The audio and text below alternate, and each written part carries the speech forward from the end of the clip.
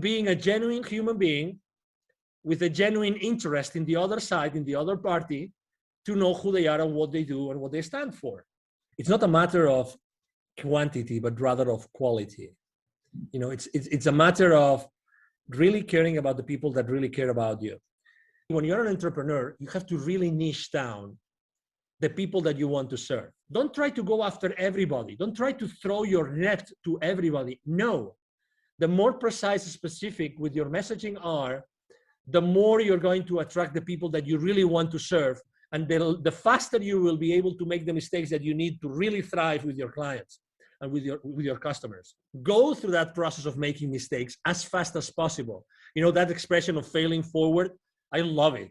Because, my number one mantra, business mantra, and actually it's been even published in books, is take imperfect action now.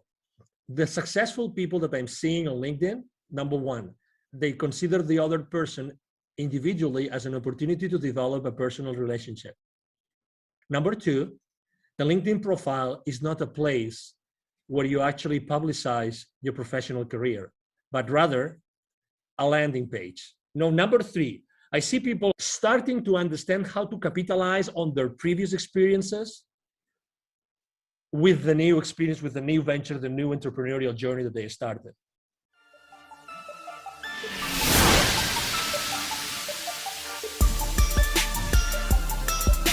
This is the Dragon Digital Marketing Podcast. Get ready for the digital marketing strategies and tactics that attract great customer relationships to your business. Here is your host, Monique Idimudia.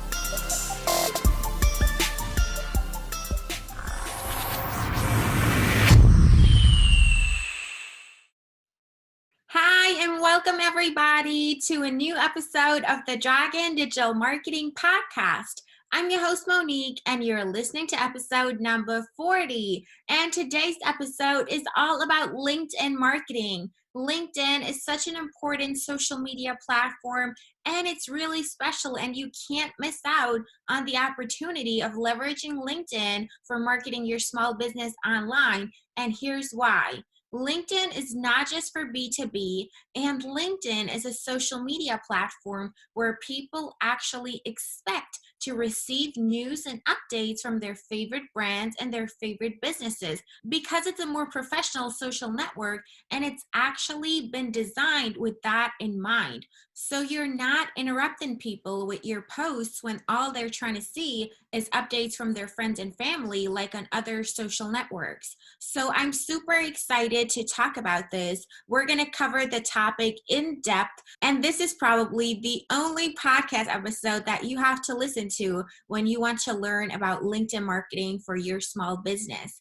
And my special guest who's joining me on today's episode is known as the CEO Confidant. He's an influencer, he's a LinkedIn strategist and LinkedIn expert. Obviously, he's very successful on LinkedIn and an expert on the topic. He's also a TV host, a public speaker, a CEO consultant, board member, and last but not least, a philanthropist. He's a truly amazing person. And I'm so excited to introduce you to Angel Ribo. Hi, Angel. I'm so happy to have you here. How are you doing today? Very well, thank you. Thank you very much for having me, Monique, and thank you everybody who's listening to us today. It's a pleasure to have you. I'm so excited to talk about LinkedIn marketing for small businesses today. So why is it important for small businesses to be on LinkedIn?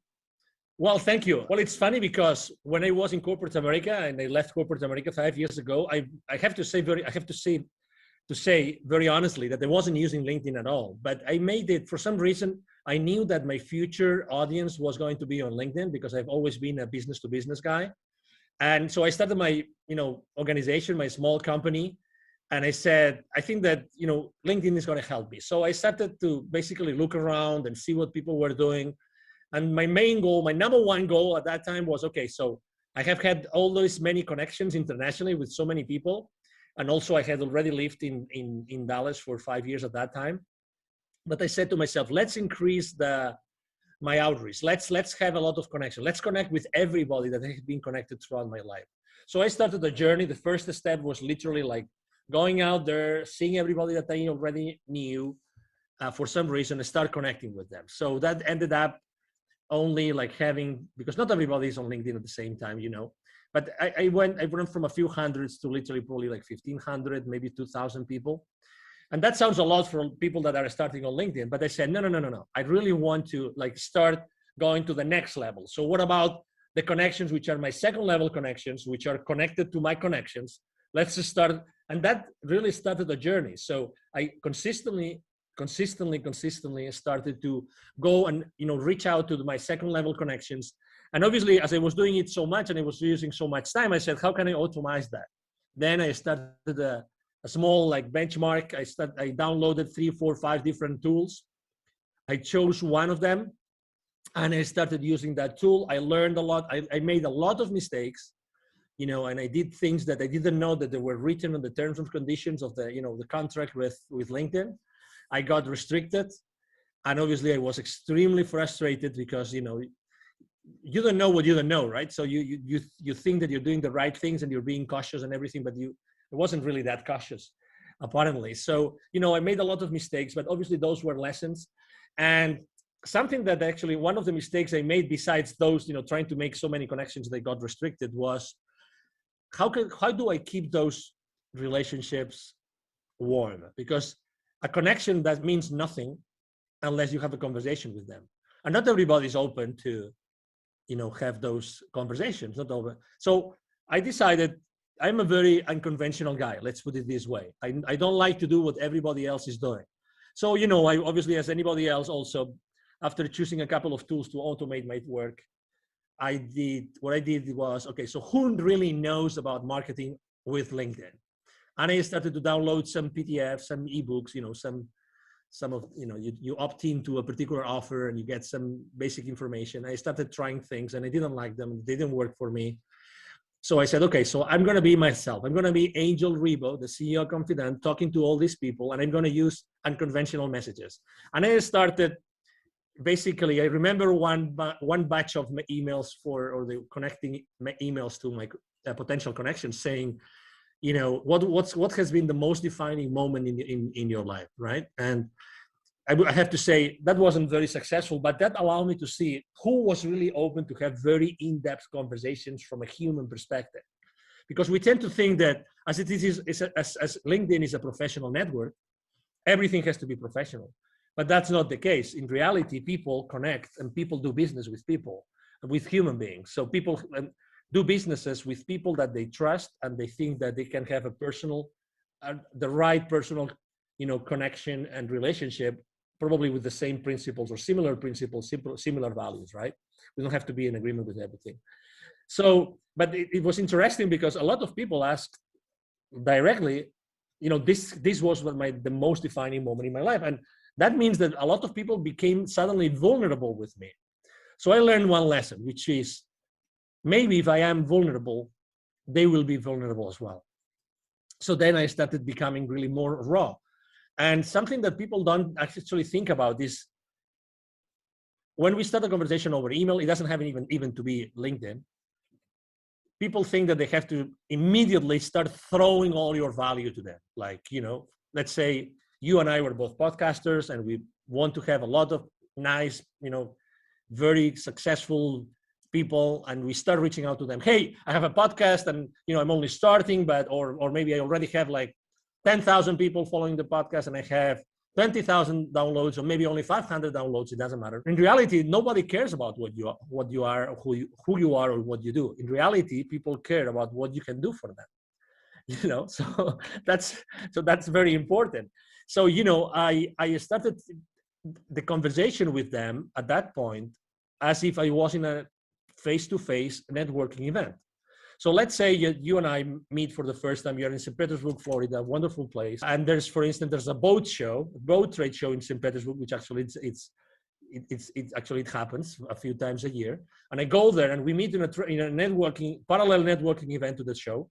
The first thing we're going to say is probably, hi, Monique, because you will have a badge, right? Hi, Monique, how are you? I'm Angel, I come from Dallas. That will be probably the first conversation, right? Very, very informal conversation.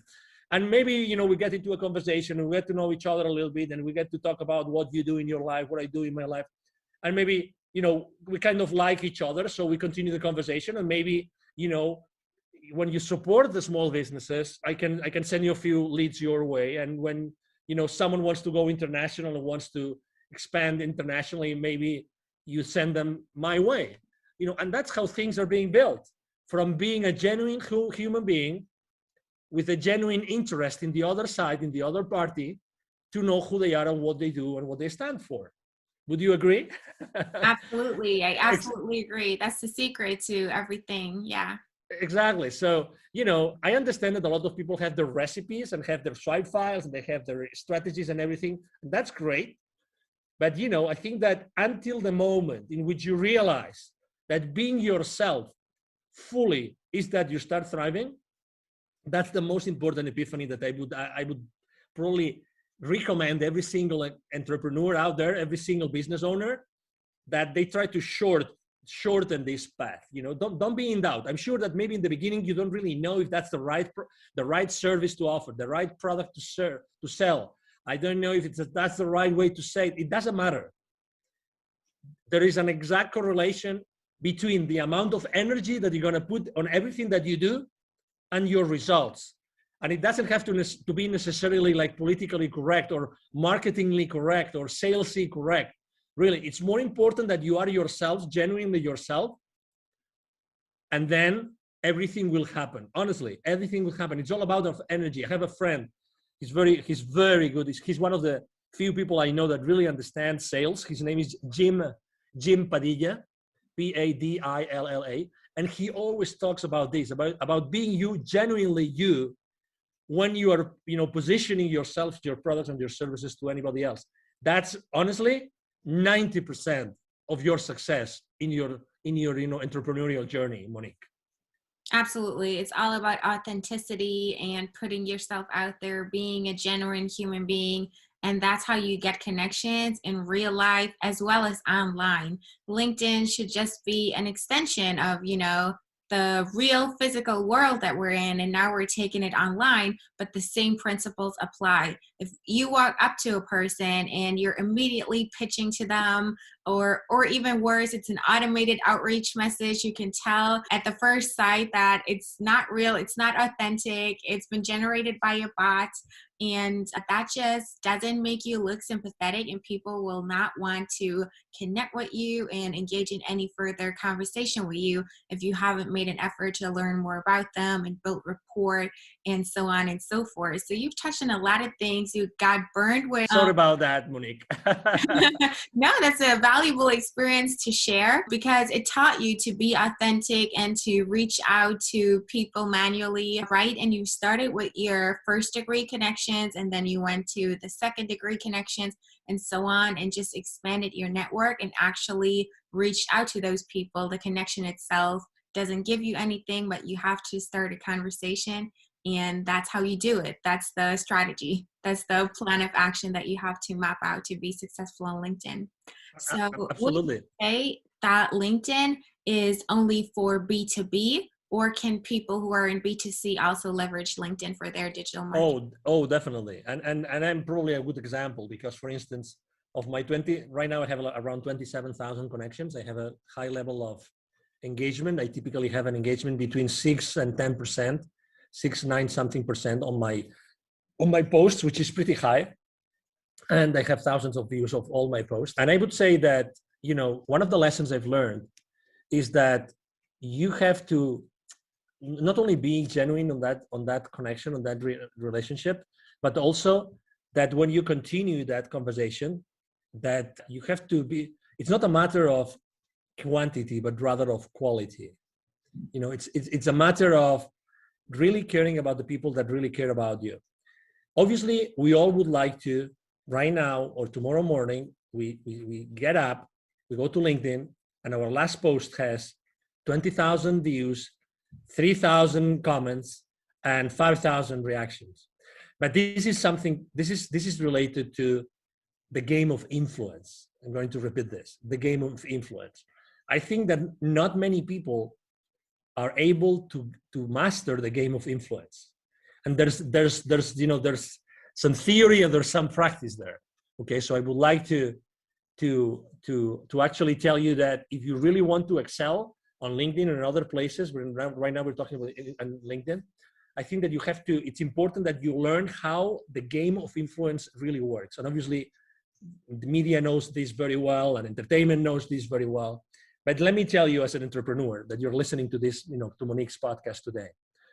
In order to start playing the game of influence, I would like to actually even recommend you an author, because she's written a lot about influence, and she's great about it. The number one rule, and the first rule, not the number one, but the first rule when you want to start playing and gaining more influence for yourself, for your content, for your brand, for your company, is that in order to gain influence, you have to give influence as a first step. You have to give influence. Don't ever consider yourself that you are small. It doesn't matter how many connections you have. It doesn't matter how many people actually engage with your posts. You have a connection. So you have an influence. So start giving influence to the people that have more influence than you, and go and interact with the people that have more influence than you. So that's two different things, right? But make sure that you do this. Look around who in your industry, who in your niche has more influence than you today, say on LinkedIn, right? And go there and try giving them more influence. So interact with them, because this is going to help them. And if they are professional enough in that, they will follow you back and they will start giving you influence back. I've done this literally hundreds of times already in these 5 years. And I can tell you, if you do that, you're going to gain more influence. And how does that relate to your question? Is it only business to business or business to consumer? I have 27,000 connections, 76, almost 70. Actually, now I think it's almost 78% are C-levels. Okay, so are people who have, positions high up in organizations, and most of them are on very large organizations. Okay, very large organizations. So that's why I think that obviously I'm not only, when I'm working with my clients or with my clients' clients, and with both, we all help each other on LinkedIn. When I reach out to these people, I'm not only reaching out to their companies, but I'm also building those those one-to-one relationships with them as a human being. So to your question, absolutely.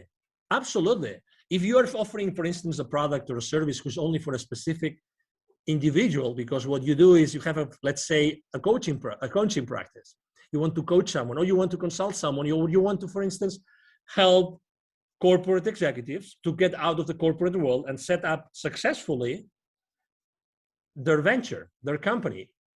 Is LinkedIn the right place? Of course. But also, if you're offering, let's say you're offering luxury hotel stays in, I don't know, in Bahamas, for instance, or villas, is LinkedIn the right place to do it?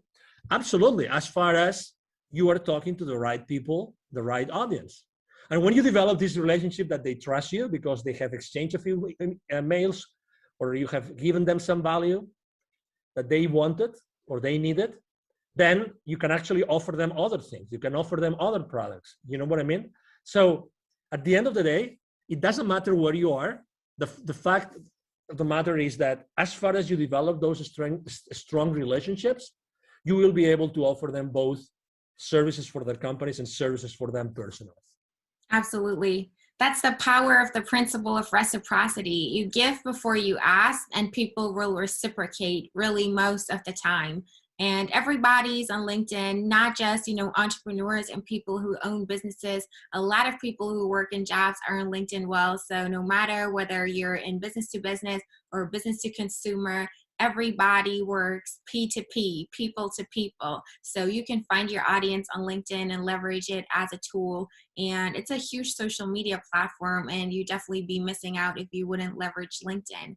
Now, we focus time and resources, our people, our money in our digital marketing strategies. So how can we leverage that to actually see a positive return on investment and make it an investment and not an expense? We actually want to generate leads and sales from our activities on LinkedIn. So how do we go about that to make it worthwhile and to make it profitable and efficient to actually get leads and sales from LinkedIn? Obviously, great question. And that's the That's the $1 billion question, right? So after you have developed those relationships, then you have to start doing a triage that they call, right? The triage. So you have to start really knowing what every single company or every single person really wants. I'm going to see what I'm saying want, I'm not saying needs. I'm saying want. Because why? Because you, as the expert matter on something, okay, as the, you know about something, you know a lot about something that's the service that you're offering, you know exactly what these kind of people might need. But guess what? They don't really know what they need. What they really know is what they want. And that might sound a little bit subtle, but it's not subtle. It's the reality. Is that you have to know what they really want. So you have to create that space in which you consistently talk with them, generally speaking, like automatized or one-on-one, so that you eventually get them to tell you what they want, okay, what they want. And different people in the same company might want different things. The thing is, can your service or your product fulfill that thing that they want? Yes or no? You are the expert. So you're going to give them what they need, but they're going to buy from you what they want. Okay, so again, this is a subtle difference, but it's extremely important. I have a very common mistake we make when we go out there. And again, I receive literally 40 to 50 messages every single day on LinkedIn, every single day. I have around 20 to 30 requests for new connections coming to me every single day. So, and I have to tell you, less than 1% of the messages sent to me, I really am willing and open to have a conversation, because they just throw things at you, without really caring about me. You have to be, when you're an entrepreneur, you have to really niche down the people that you want to serve. When we are entrepreneurs and when we start our journey, we are extremely fearful about many different things, about money, about the future, about the uncertainty, you name it, about family, about mortgages, about our bills, you name it. I mean, you are an entrepreneur, Monique. I'm sure that you resonate with what I'm saying. But guess what? The more precise and specific that you are with your message, the more you are going to connect to your audience. And it doesn't matter how big your audience is. It doesn't matter how, in theory, your audience, how big in theory is that going to be. In reality, you only probably need what? 2, 3, 4, 5 clients to start having your business, ramp up. So, and when you start doing that, guess what? You start making mistakes. Oh no, Angel, no. I don't want to make mistakes with my first customers. Well, guess what? You are going to make mistakes with your first customers, because that's it has to be like this. And then you will adapt, and you will apologize, and you will learn, and you will offer more and more and more value to those customers until you have had so many customers and you have made and learned so many lessons that you will do a much better job and you will make much more money. But again, don't try to go after everybody. Don't try to throw your net to everybody. No. The more precise and specific with your messaging are, the more you're going to attract the people that you really want to serve. And the faster you will be able to make the mistakes that you need to really thrive with your clients and with your customers. And that's fearful. And I understand that, because I've been there, and very often I am there. For instance, last year, 2020, that was a year of pivoting, right? Everybody was reinventing themselves. How am I going to adapt to the new market, blah, blah, blah. I was helping here. I actually was able to give even 2 webinars to the local community of entrepreneurs through an accelerator here, business accelerator. And I was telling them the same thing. Hey, if you're going to change, make sure what you're going to offer is going to be extremely specific, so you will be able to, go through that process of making mistakes as fast as possible. That expression of failing forward, I love it, because, my number one mantra, business mantra, and actually it's been even published in books, is take imperfect action now. Take imperfect action now. That's my favorite mantra. Unless you confront your fears immediately, it doesn't matter how many mistakes you make, you will never thrive. If you really want to be an entrepreneur, committed to yourself and to the rest of the people around you, your employees maybe, or maybe your family or relatives, take imperfect action now. Don't wait for anything else. Absolutely. I totally agree. In order to get where you want to be, you have to get started. The first step is the most crucial step. And, everything comes from practice and experience. You cannot expect it to be perfect when you're just getting started. You just have to get the ball rolling, and then you get that snowball effect. And basically, what you do when you reach out and engage in conversations with your connections is you create a vision match, and you connect what they want with what they actually need and what you can offer them. Bring it all together, align it, and they'll see that it makes sense for them and become your customers and become happy with what you have to offer for them. So, do you see any trends right now that are going on with LinkedIn marketing? Well, unfortunately, I have to say, well, number one, I think that I have seen a dramatic increase of people reaching out to each other. Okay. So, I mean, and that's obvious because people, when they spend more time at home, they're looking at other options of doing the same thing more efficiently, or better said, they're looking for being more effective, because we tend to do, as a very good friend of mine tells me all the time, we tend to do the same wrong thing more efficiently, which does not take us anywhere. So what I'm saying is, number one, a lot of people, many more people reaching out. But as I said before, guess what? These people are not personal. They are not personal. So I keep on seeing a lot of people making the same mistakes and doing the wrong thing more and more and more efficiently. Why more efficiently? Because the messages are longer. So instead of being one page of verbiage that you really don't care about, now it's 3, 4, 5 pages. Literally, I mean, I really don't understand how this is possible. But anyway, so the successful people that I'm seeing on LinkedIn, number one, they consider the other person individually as an opportunity to develop a personal relationship. As it sounds, okay? As it sounds maybe too raw, but this is it. Number two, the LinkedIn profile is not a place where you actually publicize your professional career, but rather a landing page. And there's many people saying that out there, and I couldn't agree more. A landing page, okay? A landing page. So that means that what you show there is actually you are showcasing your products and services. So again, think in terms, when you're designing your page, your profile, think in terms of this that I just said, okay? I mean, I do this not only for my profile, I do this for my clients, because again, you don't want to show your clients, how many years you work for X, Y, or Z. You can always do that afterwards. You really want to show them what you are about. You want to show them real testimonials of people that you helped before. Number three, I see people, obviously there's a lot of people going out of the corporate world. I see them starting to understand how to capitalize on their previous experiences with the new experience, with the new venture, the new entrepreneurial journey that they started. And I would like to tell the already existing entrepreneurs who are already on LinkedIn, even if they're already active, to go back and rethink this, okay? So you still have an opportunity to go, because you obviously started somewhere, right? You for sure have an experience of some sort on some company, medium size, small size, large size, it doesn't matter.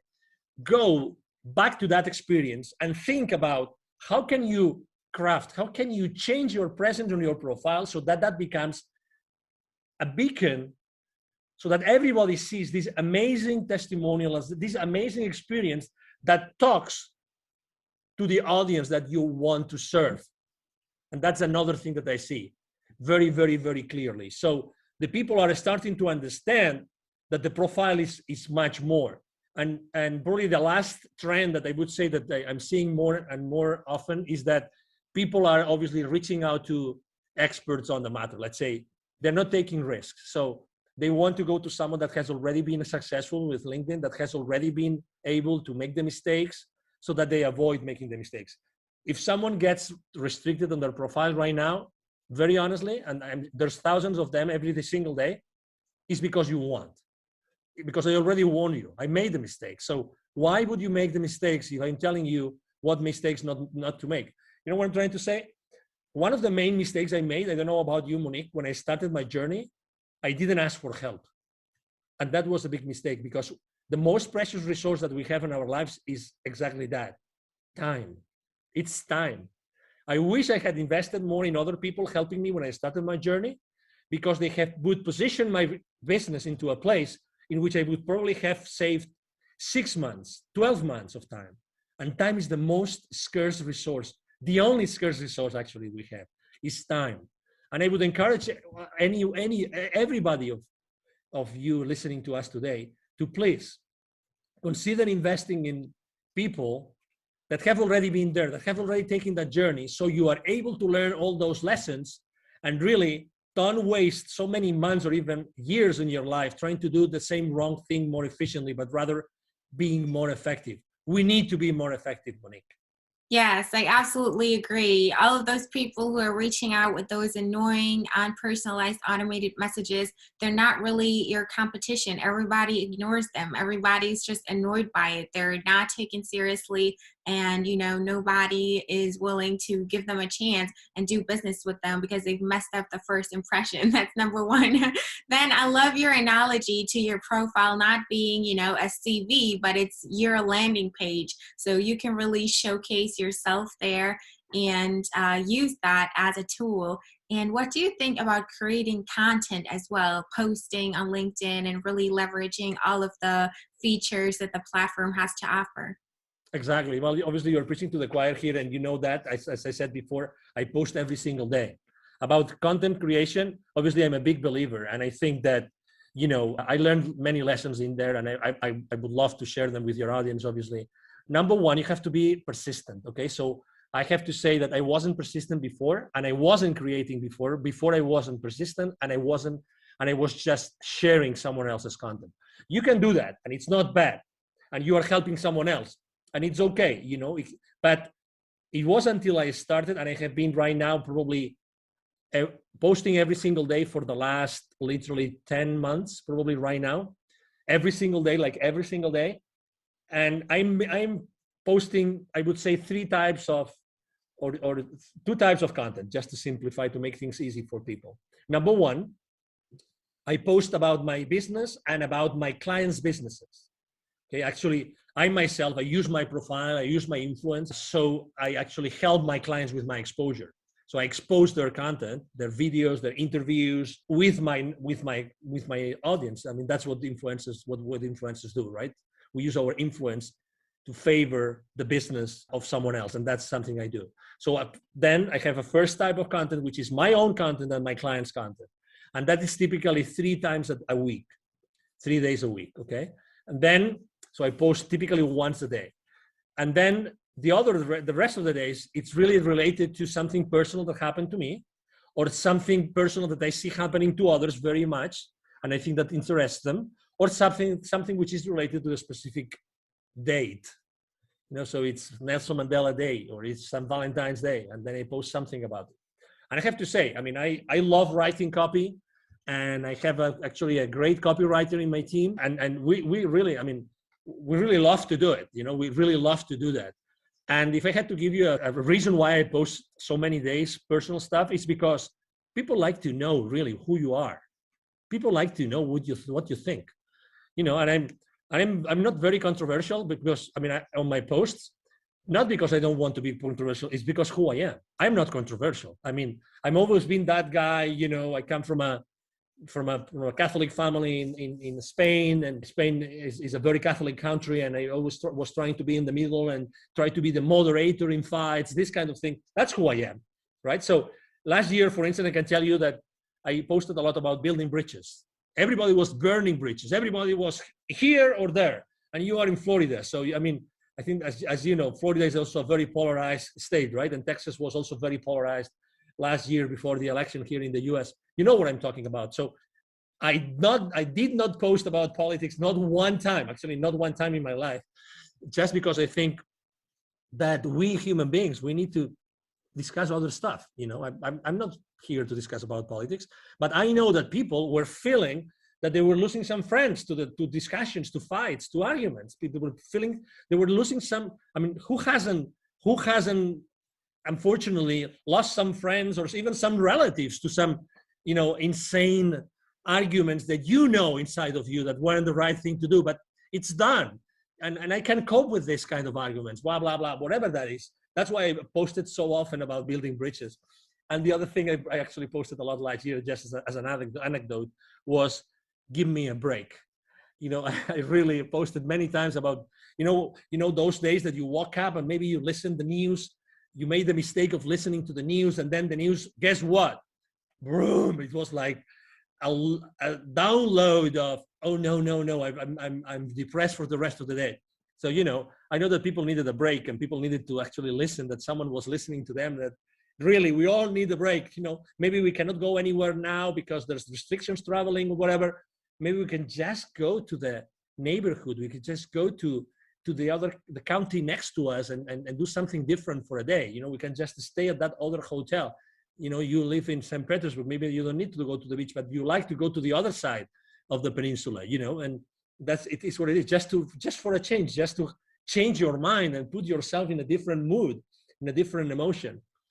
So I think that it's very important for your audience to know who you are as a person, and also obviously to post about your business, because you want to do business at the end of the day. Yes, it has to be well balanced, that's for sure.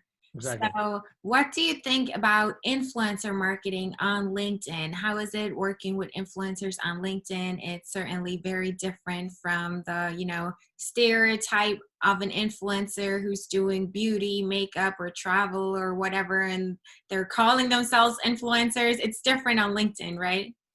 Yeah, it's different because obviously, the services that we offer and what we do is really tailored for that kind of audience. But you said it very well. Actually, there's actually, I'm right now in conversations with several luxury brands because they know that they can reach out to thousands and thousands of C-levels that obviously are the target market for their products, right? So yes, it's different. So I would say you have to be extremely professional with what you do.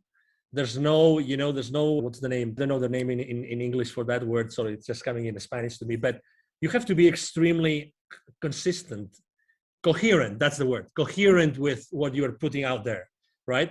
If you are a coherent, you're a serious business person, it's the same thing when you're using your influence for other brands.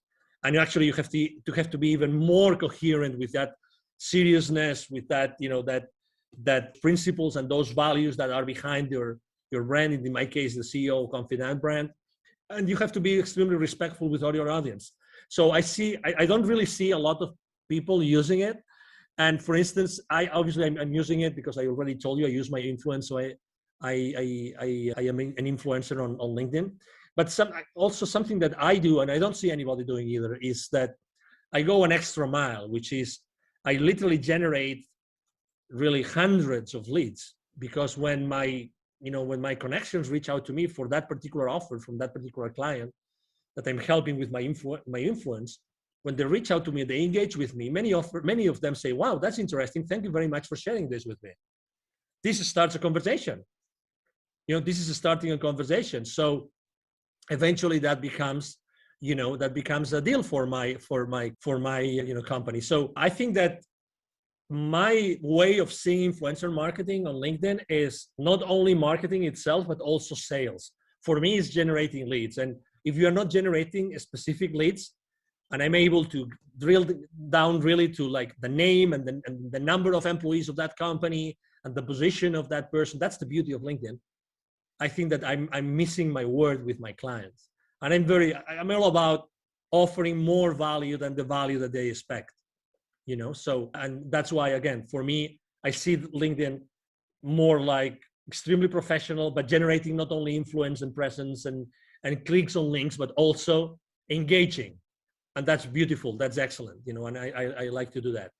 Yes, absolutely. I agree. Influencers on LinkedIn are just people who literally have influence. It's about the know, like, and trust factor. It's about having an image that you keep up consistently. You don't deviate from it. Talk about controversial things like family, beliefs, religion, race, politics, things like that. Those can get you into trouble, and it's kind of tricky to navigate through that. You want to stay consistent to the values that you have and practice what you preach.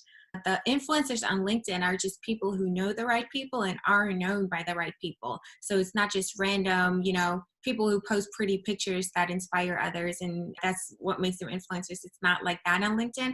It's a lot more professional. So you have to find those people, reach out to them. The analytics that you get are just amazing. You can drill people down by industry, by position, levels of experience, and so on and so forth to find your right audience and then reach out and connect with the right people on LinkedIn. Yeah, exactly. It's a different game. And it's easy to your point and to your questions, Monique, it's easy to get overwhelmed on LinkedIn. So I would suggest, obviously, you have to build your own system. You need to build a system of systems, right? A system that has different pieces so that all together you keep your sanity, number one, and you generate business for yourself and for your clients. I think that's very, very important. Exactly. What do you think about LinkedIn events? I think that they have to, it's obviously it's a good, let's say any excuse to engage with your audience is good. I am still on the fence about it because it's still not, I think people are not using it to the full extent. So when you are trying to actually opt in for an event, there's so many steps that you have to do manually. Everything is not yet, or people are still not learning how to do it all automatically. So eventually you end up doing a lot of stuff, a lot of clicks and searches and online things to actually find the event. That's my only criticism to event. Are they good? Of course. I mean, at the end of the day, what LinkedIn wants is that you stay with them for as long as possible. That's what they want, that you are there with them for a lot of time so they can expose you to the advertisements of their clients. I mean, I get that.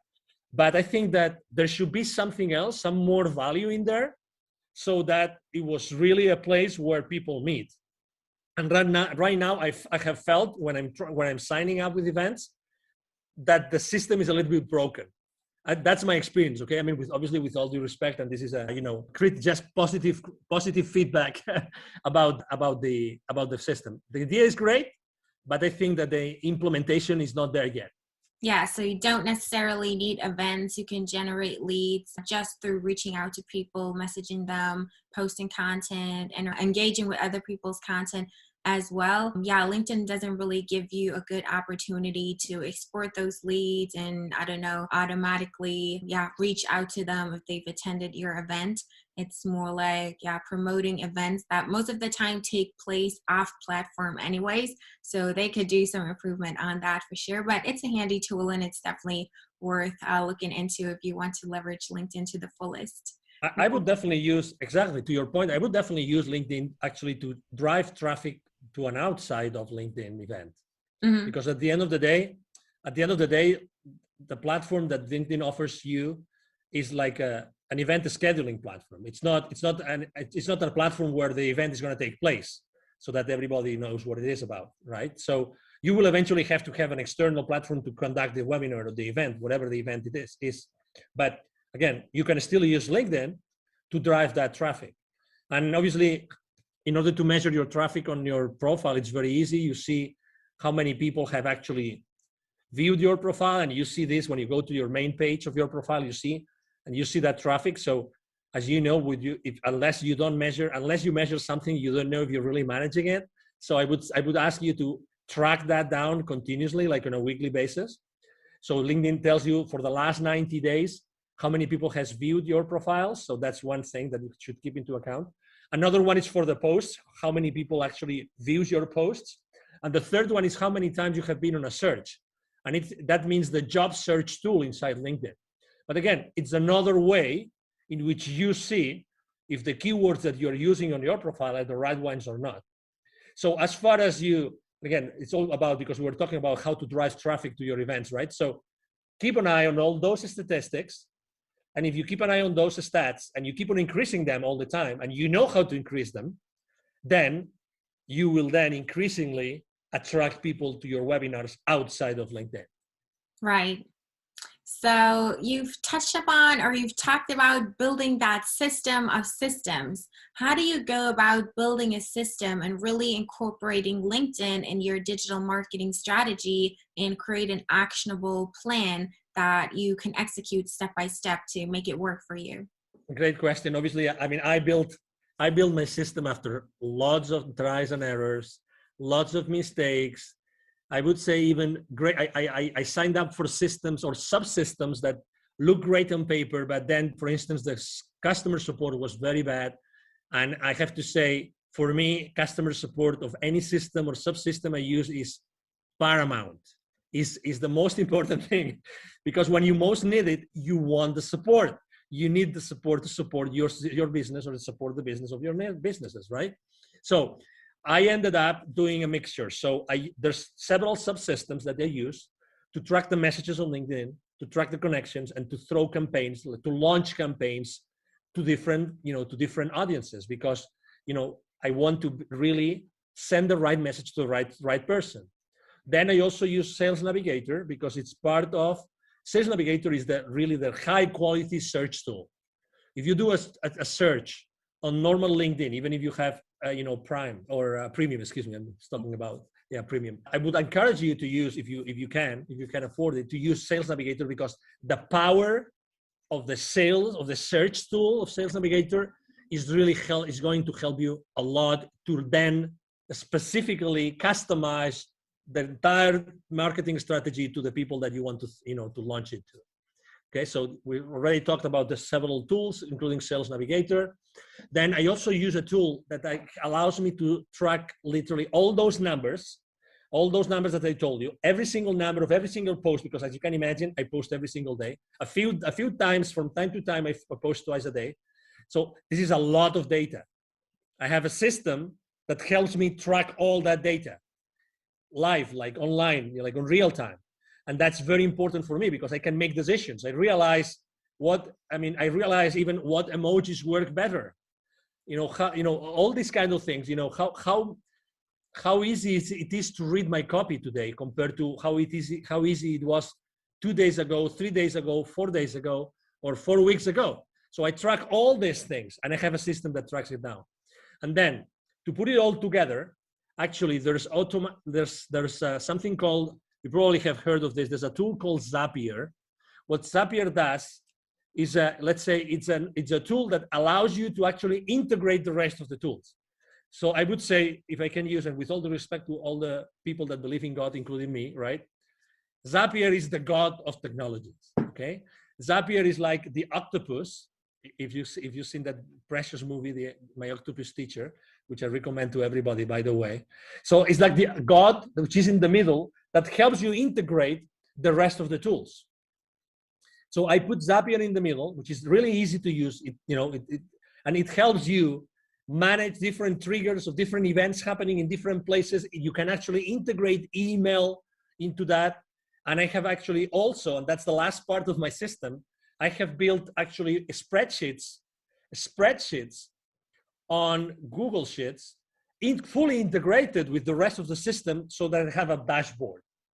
Okay, so here you are. I have a dashboard that has all my leads, all the leads generated on LinkedIn, all the leads, all the emails that I'm sending through my email system. And all those systems are integrated onto a dashboard that I have had designed on a spreadsheet. So this is my entire system, right? It sounds complicated, because I have tried to explain it to you the way that I was little by little integrating the different subsystems, but right now, works flawlessly. And what I'm doing I have someone in my team that has helped me build the systems for me and for my clients. So right now it's like duplicating the same system, so it works for other people. That's the beauty of it. Again, it was what I was saying before. I mean, it would take for you many months just to do a benchmark of the different technologies and subsystems. When you have a system that already works, how much is it? How much is for you? How much is 3 months of your life worth for you? How much of not having to pay more bills? Add up the bills that you have to pay. Add up your cars, your mortgages, the utilities, the clubs, add all those up, multiply it 3 times, or maybe 6 times. How much is that for you? If you could start generating revenue in 30 days or in 60 days, that's why I always talk about the same thing as I said before, taking perfect action now, but get help. Be the solution. Don't be the problem. Don't keep on working on the problem. Work on the solution today. Yes, I think that leveraging marketing automation and taking advantage of all of those tools to facilitate the processes for you is a smart thing to do. And everything has to be integrated nowadays. you can't, invest your time in doing repetitive things manually over and over again to create the spreadsheets and everything yourself. And you want to leverage tools for that. And Zapier is a great tool. I use it myself. I can definitely recommend it. Sales Navigator, I'll link the tool recommendations that you gave us in the description as well. What tool do you use to track your activity live, and what helps you figure out which emojis work best for your social media management? Yes, there's a tool called Shield App. Again, I'm doing some, I'm doing some referral marketing, affiliate marketing today, but it's okay. I mean, I'm not making money with any of those, by the way, so that you know. But if you would like me to share the links to those technologies, I can do that, Monique. If you want me to do it, I will be more than happy to do it. But I use, actually, it's developed by some European high-tech team. Great support, great technology. It gives you great information. It's called Shield, like windshield, but Shield only app. Again, great technology. When I saw it, I said, "Oh my God!" I used to use a spreadsheet, and I'm kind of I used to be a control freak, but now I am micromanagement with myself freak, because I really want to know how to improve things. I want to make small improvements little by little, but I need data. So I was collecting manually every single thing. So I had a spreadsheet, post, date, blah, blah, blah, hour of the day I had posted, blah, blah, blah, all of those things in the spreadsheet. When I saw that system, I said, "Oh my God, you have heard my prayers. Thank you very much for exposing me." And I have to tell you, I'm all the time looking for new technologies, all the time, Monique, all the time. Even if I'm super happy about Shield App and Zapier and all those technologies I'm using, I have to tell you, I'm always looking out there, because right now there's so many disruptive technologies. There are so many, Monique, that, I mean, there can be right now out there some technology that probably can do something for you that you don't know, you can't even imagine, using machine learning, using artificial intelligence.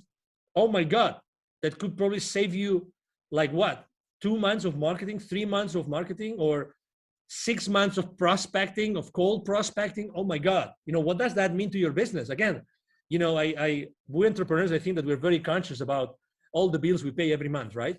So every month we pay those bills, and those are so much, and how much money I have to generate every month to break even, or obviously to make money so I can save up for a new car, for a new vacation, for a new experience, or for having this wonderful present I want to give our parents, right? I mean, who doesn't want to give a better life to their parents, Monique?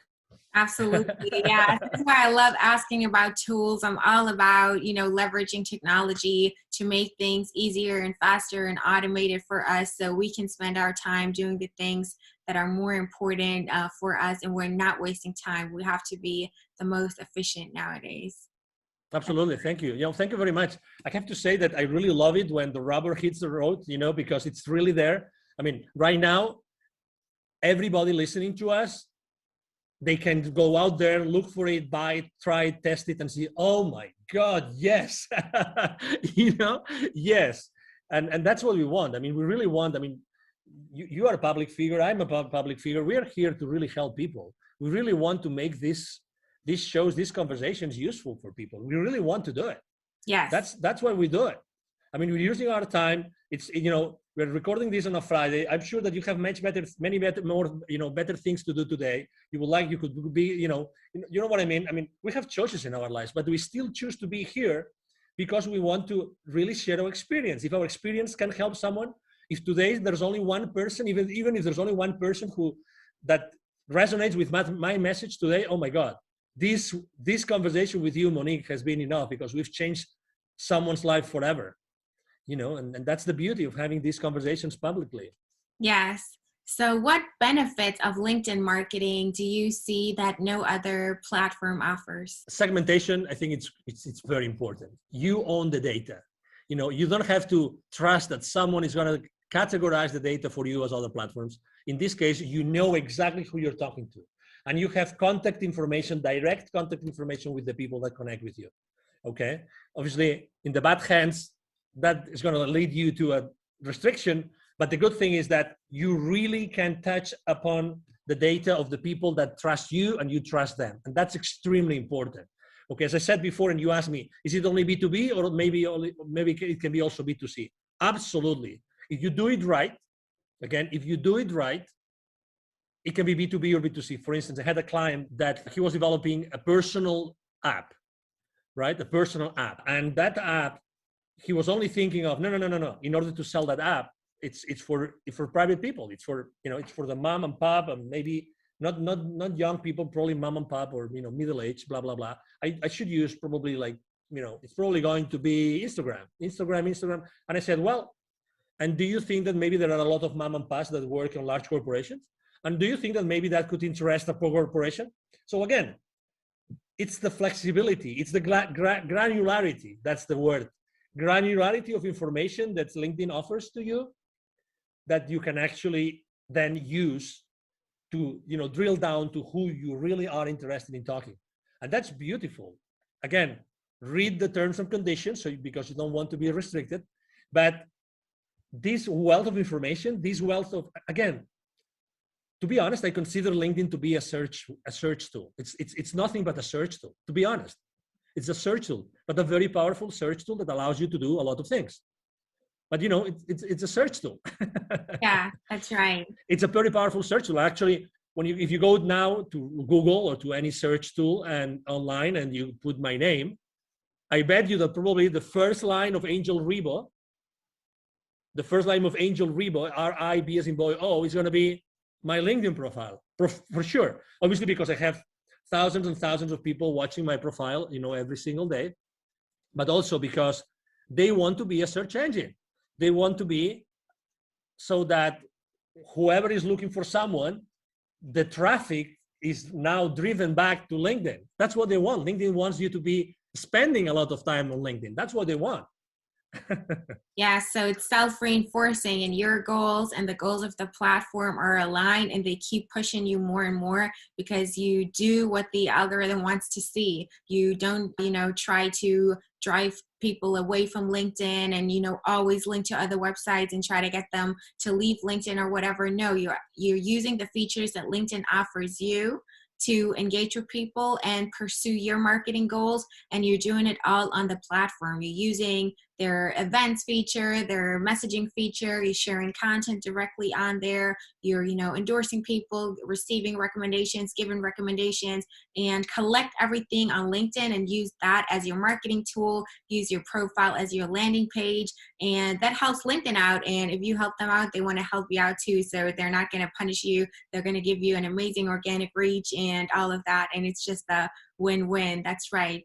So LinkedIn also has this feature where you can publish articles. So you can also use it as an extension of your blog and publish stuff there on LinkedIn. Do you recommend doing that as well? That's a great question. So I have used it for my clients. I have used it for my own only one time. And the reason why I have done it so little for me and also so little for my clients is because I think that written content, even if it has pictures and it has, photos and it has charts and it has bullet points, how many people do they really have the time to read the entire article? That's number one. Number two, how many times, if you reduce the size of the device screen, right? You might have the time, you have a great screen, you might have the time that you might like even to read it because it's fancy.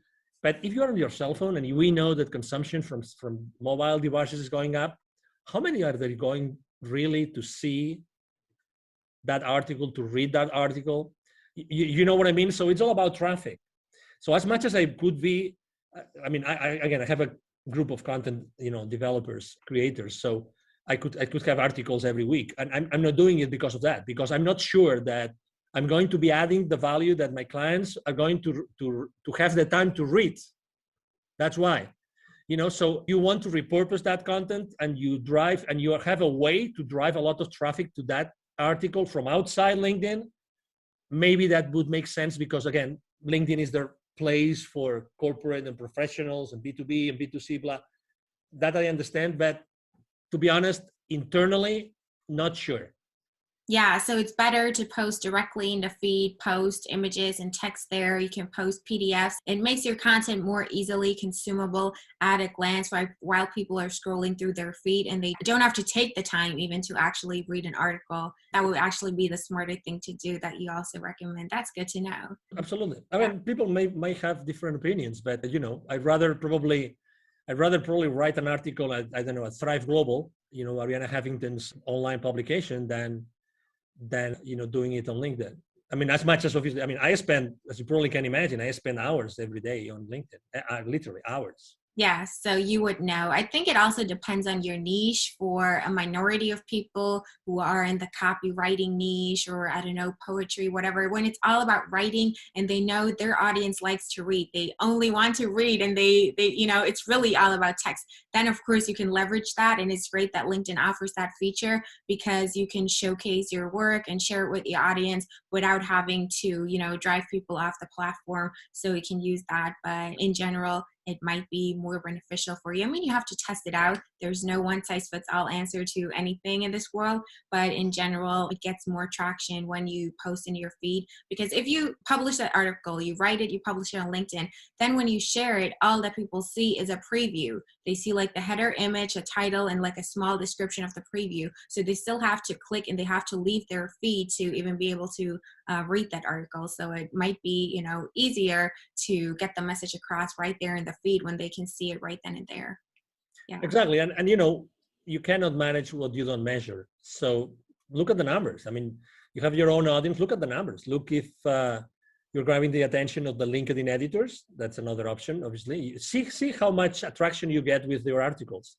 Yeah. I as I said before, I'm not a very conventional guy. So I like to try everything that I'm being told. You cannot do that. Okay, let's try what happens. Again, within a framework of, principles and consistency with my brand and everything. Yes, that's important though. Test. Oh, totally. Yeah, really. Don't be afraid. Again, at the end of the day, if you are, I always tell the same story. If you're afraid of trying something on LinkedIn or any other social media platform, if you're afraid, ask yourself the following question.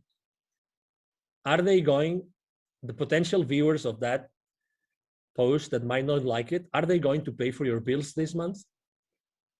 Are they going to pay for your bills this month? You tell me. So why do you care about people that don't like what you're writing? I remember one day, the first video I've ever done myself online, it was on Facebook. Okay, that was 5 years ago, a few months after I left corporate America. And I was in panic. I mean, I right now I can do any interview, but I was in panic. I was so in panic that actually, as soon as I clicked like stop broadcasting live on Facebook, I started crying because the pressure, when the pressure is so high that the only thing you can do is like get all this pressure, the stress, anxiety away.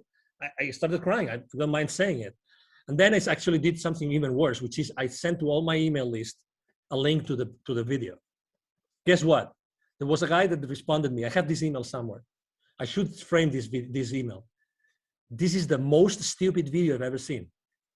Can you imagine? Like in that video, I was basically like getting naked, not physically, but this is why I decided to start my own company, and this is why I decided to start my nonprofit. So when you're explaining the reasons, and there's no reason why, you just want to like make peace with yourself, so everybody knows what you're doing. This kind of video, and this person told me in writing, this is the most stupid video I've ever seen. Don't send me any other email again. Obviously, I said, wow.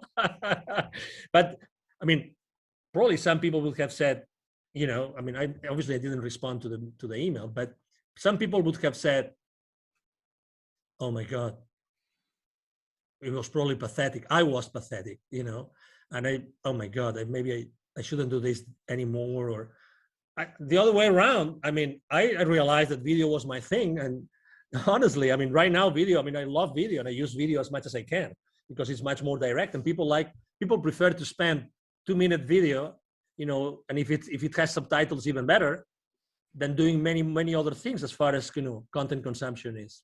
Yes, so, don't listen to the haters. They're just jealous. They're, trapped in the rat race themselves and unhappy with their life and their corporate job. and they just can't be happy for you that you got out and started your thing, and you have the courage to make a video and share your emotional experience and Exactly. your reasons there, and just want to hate a troll. Yeah, always keep that in mind. Don't let it paralyze you or make you doubt yourself. Just ignore it. It's the best thing you can do. Yeah, exactly. And when someone said, I remember, I don't remember which of these online very famous marketeers, I went to their conference, and they said, when you see the number of haters increasing, it means that you probably are doing something right. Exactly. You're doing something right. So people, and some people might actually don't like to see that you're doing things differently, and they might take it personal or judgmentally. So, but that's okay.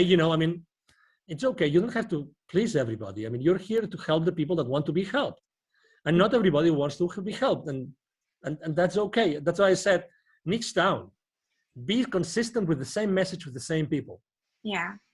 Are there any LinkedIn marketing tips or best practices that you haven't shared yet and you definitely still want to share in this episode? Well, make sure that you use a lot of your keywords. You use a lot of keywords in your positions, your experience positions, and your about section. To be honest, the about section is not as important as people think it is, because it's always hiding. So people don't even go there and click. It's easier for people to see your experience than to see your about section. So don't pay too much attention to that. What else? Tag people on your posts. I think that works. If some people do not like to be tagged, they will tell you. I get messages every week of people saying, thank you for tagging me, because I needed to listen to that message. I needed to read your post today. So, so again, don't ever think that, don't prevent yourself from doing something because you think that you might upset someone. Never, ever make a decision thinking on these terms. Honestly, never. And so I do tag people. Another very easy tip I can tell you is that it's been shown that the perfect number of hashtags on your posts is 3. I would recommend you to actually choose the right tag hashtags for what you're doing. And I like to use hashtags that have huge outreach. I like to use 3 hashtags that have huge outreach, because very often I get this notification that, hey, your post got trending on innovation or on technology or on any other, or on startups or any other of the hashtags I use. And obviously, who doesn't like that? Who doesn't like to be found like your post is trending on that particular hashtag? That's very nice, right? It and everybody is, exactly. Don't be afraid of reaching another tip. Don't be afraid of reaching in theory, highly powerful people in corporate America, because they are as human beings as you are. And again, if they don't want to connect, they will not. So just have a genuine conversation from you, whoever you are. I'm XYZ, and I'm reaching out to you because of this, and that's it. Again, don't be afraid of making mistakes. There can be, I have really, really like very powerful people on my LinkedIn. I have multi-billion-dollar, CEOs, company CEOs on as my connections. And I treasure a lot those connections, and I don't bother them unless it's necessary, and obviously bother for me means sharing some value that I think that it might be useful for them after I have had a conversation, right? Absolutely. So exactly, spend a lot of time, see what other influencers do, see what, again, don't take anything for granted. Very often, people are offering me services on LinkedIn services, and I go to their profiles, and guess what? I look at their posts, I look at how many people engage with their posts, and guess what? Are they walking their talk? That's my question. It's like, that's my question. I remember when I was at some point in my life, I was literally teaching, dozens of salespeople. I was giving sales training. Today I do it, but more on a reduced size. At some point I had more than 150 people attending to my courses, and many of them were 40, 50 live. And I remember that I was always giving them a piece of advice which is related to religion. Okay, so this is the piece of advice. As you probably remember, one of the 12 apostles of Jesus Christ doubted that he resurrected. right? And that one, well, there were a few that doubted it, but there was one specific, which is the main goal of this, an anecdote I'm sharing with you. That was Saint Thomas. So for those of you that remember what the Bible says, or what the Gospels say about Saint Thomas, is that Saint Thomas didn't believe that that person was Jesus, resurrected Jesus, until he put his hand on the wound that he had under his chest.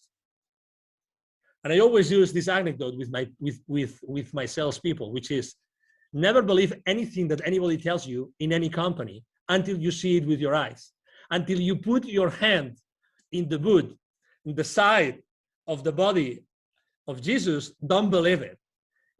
Obviously with all due respect, okay? I'm using this anecdote with all due respect to everybody. But unless you double check and you triple check, don't take anything. Don't take the word of anything. I mean, don't even take my word today.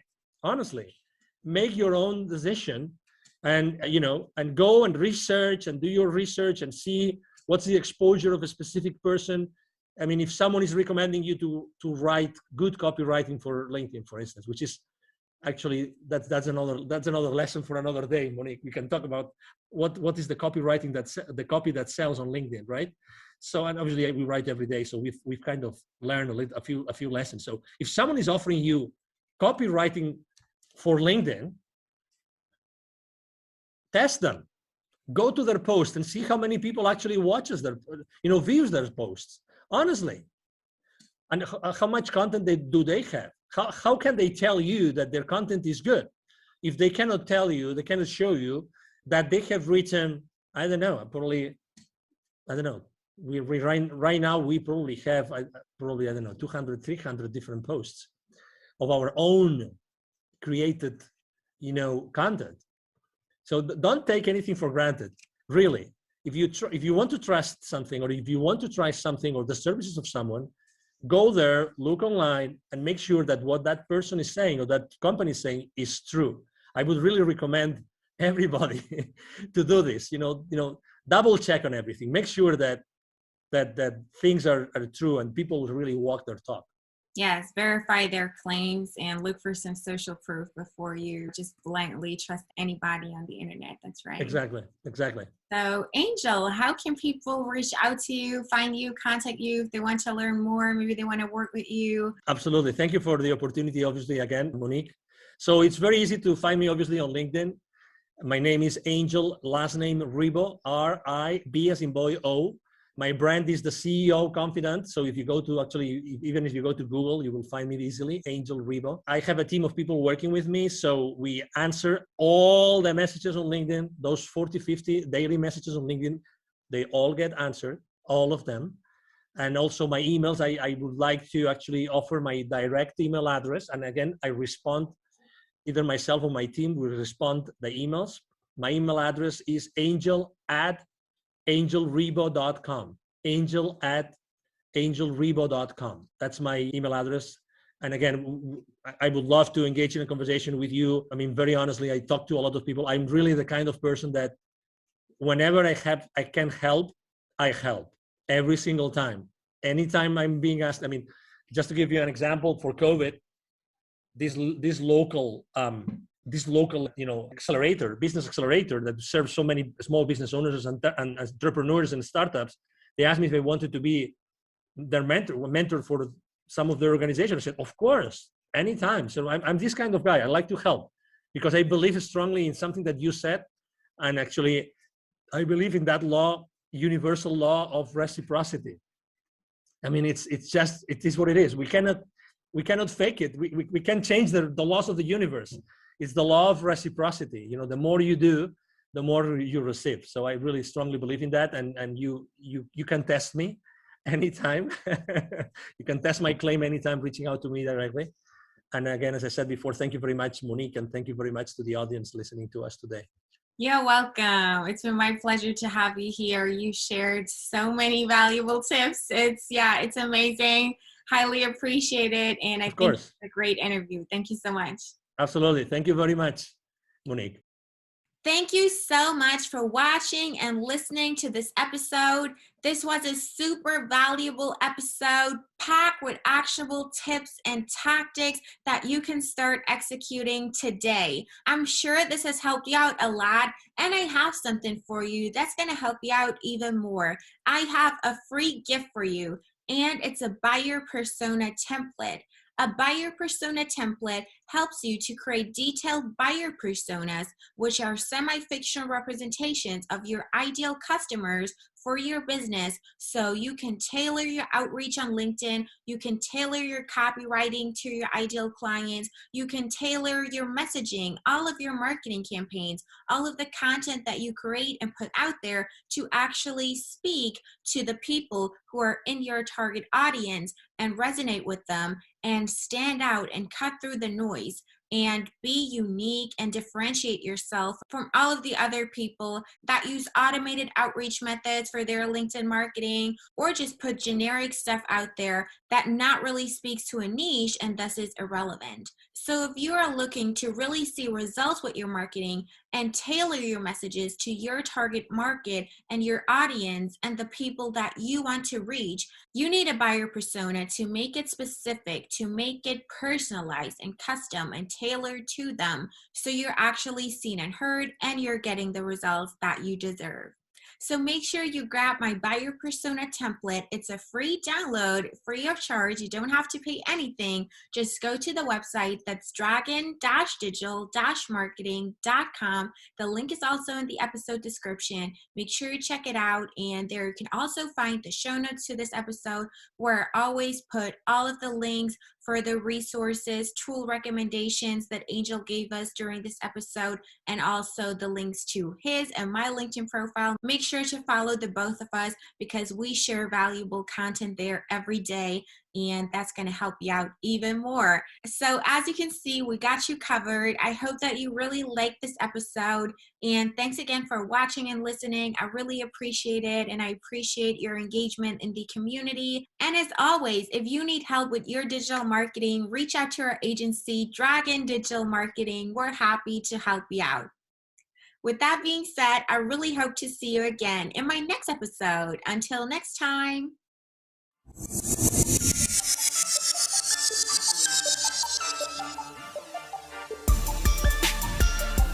Thank you for joining us for this episode of the Dragon Digital Marketing Podcast.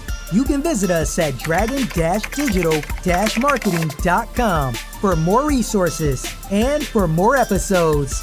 Let us know how you like the show and write us a review. We are grateful when you like, share, and subscribe. We appreciate you.